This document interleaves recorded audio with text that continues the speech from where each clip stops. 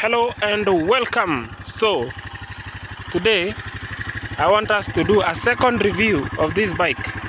If you didn't watch the first one, please make sure you watch that, because this video is a subsequent of that video. So we are currently at 67,376 kilometers and still counting. So this is a long-term review of this bike. I will tell you what has failed, what has worked, and the general performance of this bike.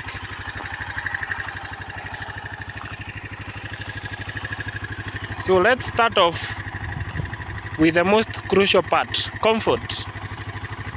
This bike is very comfortable, both especially if you are doing highway speeds. Even off-road it's quite comfortable, but not as comfortable as a monoshock. When it comes to reliability, as I had mentioned earlier, if this bike is running, then it's a very good bike. If it's not running, then you can run into issues of spares and things like that.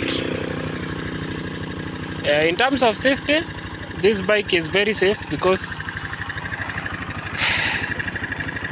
these disc brakes offer some very good stopping power. Even the rear brakes, these ones, are very good. So you can be doing 100 kilometers and suddenly you want to stop, and you will stop, so long as you do it safely, a bit of engine braking, and yeah, the disc brakes are very good. So for context, at its price point, currently it's selling at 240,000 for the K160R. For that price point, I think this is the best bike you can buy, because longevity of this thing, for example, this is the chassis, and this, you can see, after all those kilometers, this chassis is very good. It hasn't broken anywhere. These levers are original. Almost everything in this bike is original apart from this engine block. And there is some, let me see whether you can see, the engine mounts have been welded, because those ones have broken. Even this front one there, it has been welded. So the engine mounts are, let's call them flimsy, but you can replace that very cheaply. The regulator had failed at some point, so that one is something I also replaced. The bearings, the swing arm bearings inside here, there are bearings, those ones also wear out, but bearings are made to wear out. What else? Fork seals always fail after some kilometers. This is the third time I'm replacing fork seals on this one.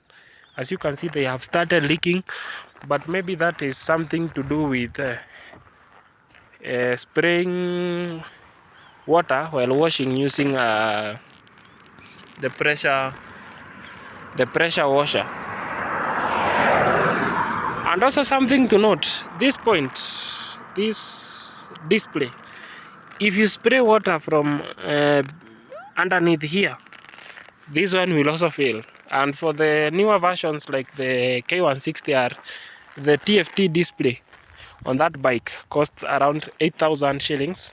So if you mess around with it, you'll feel the pinch. Something that also wears out fast, if your wheels are not aligned, you'll find that you will have premature wearing of the tires. But generally it's a solid bike. As you can see, I'm carrying some luggage, not quite a lot, but I've done 250, around 200 kilograms. and I carried it uphill, and the bike performed very well. That was something that surprised me the most. Now let's talk about the engine. This engine is a very good engine, but when it comes to the engine block, if your piston rings wear out, be sure the engine block will have worn out too. So you'll have to replace the engine block, the piston rings, and the piston itself. So other than that, I don't see anything else wrong with the engine. And also the camshaft and the rock arms also wear out, which is normal. And all the parts are available. Let nobody lie to you that Kibo doesn't have spares. The only thing they can talk about is the price of the spares. But once you replace them, they will take you quite some time. Something else. Let's talk about the overall presence of the bike on the road, because that is something most people don't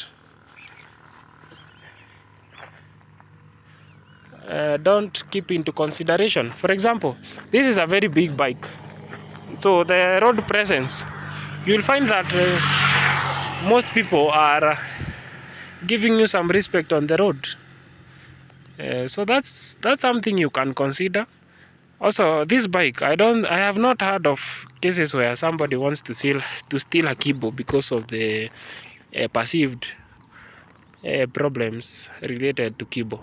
But if you misuse the bike, it will break down.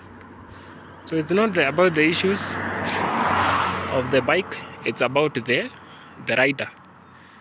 In matters top speed, last time I said I had done around 120.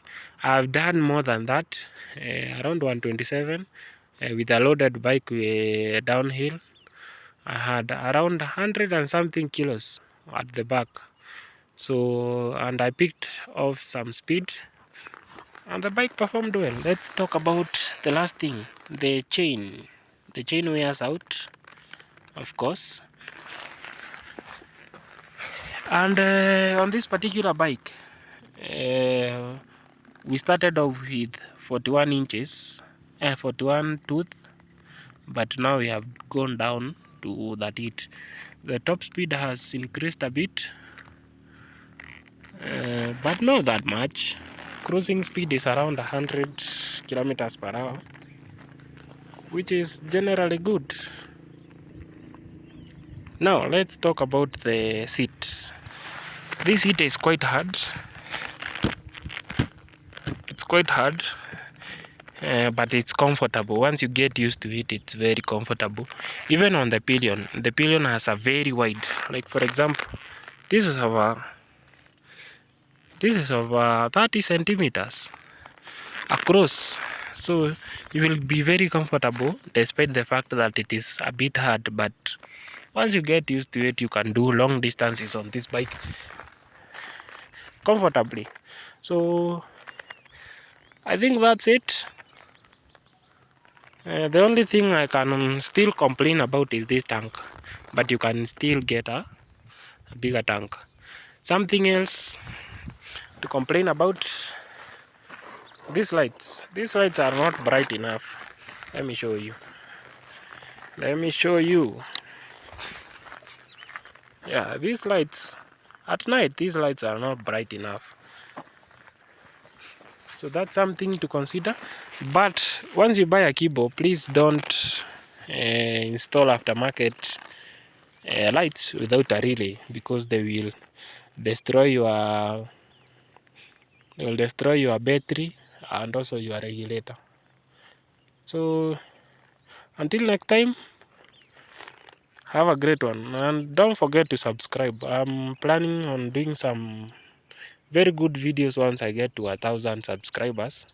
So please support me, and I'll keep the reviews coming. I also have adventure videos coming, so we'll travel.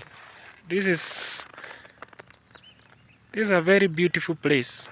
So we can go around, show you some places, then we can be entertained. So until next time, bye.